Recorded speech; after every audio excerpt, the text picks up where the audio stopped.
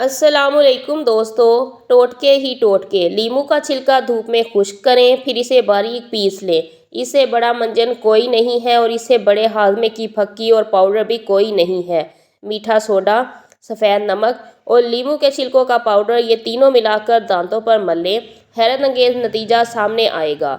मैदे का निज़ाम जब मुतासिर होता है तो दांत पीले होते हैं।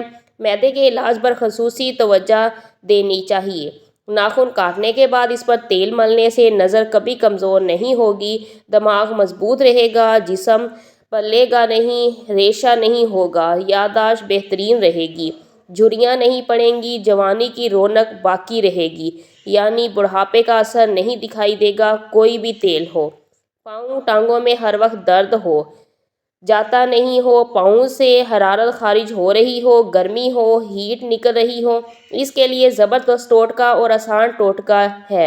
सादा नमक लें, आयोडीन वाला नमक ना हो, खुश्क हो, मालिश की तरह टांगों पर वो नमक मलें। नमक गिर जाएगा, फिर उठा लें, फिर मलें। पाँव में पंडलियों पर मलें।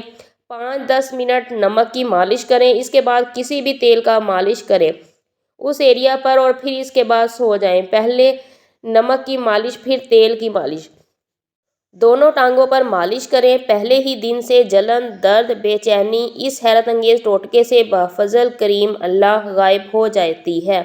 नारियल के तेल के क्यूब्स बनाएं और फ्रिज में रख लें। 1 क्यूब रोज़ाना निगल लें।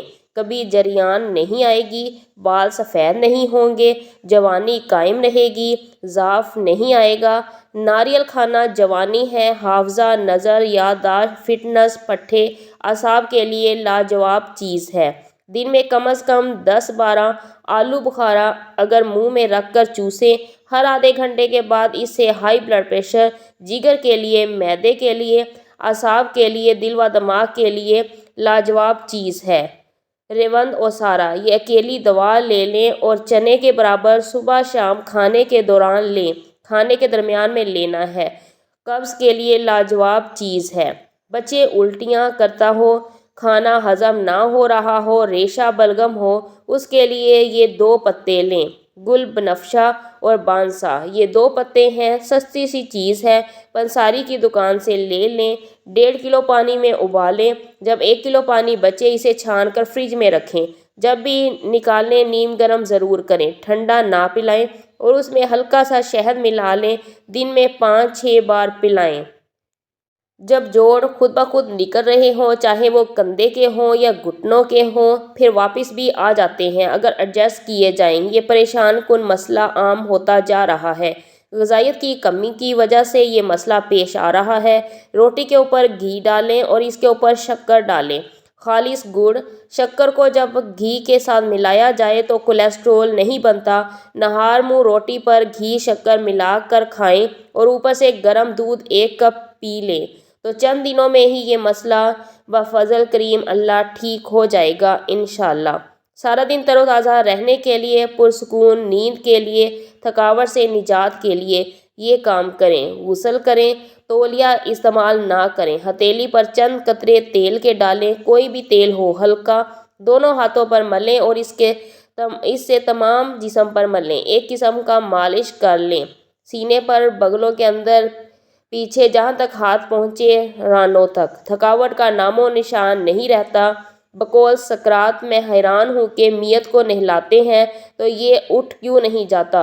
पानी में ज़िंदगी है। इंशाअल्लाह फिटनेस और चुस्त रहने के लिए, सुस्ती दूर भगाने के लिए लाजवाब चीज़ है। जिसे एक्जिमा हो, नाखून खुद गिर जाते हों, जिल्द का टुकड़ा गिर जाता हो, कट्स पड़ते हों और कट्स पड़ने से सर्दियों में बहुत तकलीफ़ का सामना करना पड़ता है। जल्द सर्दियों में सिकुड़ती है। पुदीना देसी ले लें, उसे छोटे छोटे टुकड़े करें और दही, पुदीना और दही मिला लें। पुदीना ज़्यादा हो और दही कम हो। चम्मच से खाएं, खाने की जगह पे खाएं। अगर चंद हफ्ते ऐसा कर लें तो ज़िंदगी भर के लिए एक्जिमा, जल्दी बीमारियां ख़त्म हो जाएंगी अल्लाह करीम के करम से इंशाअल्लाह।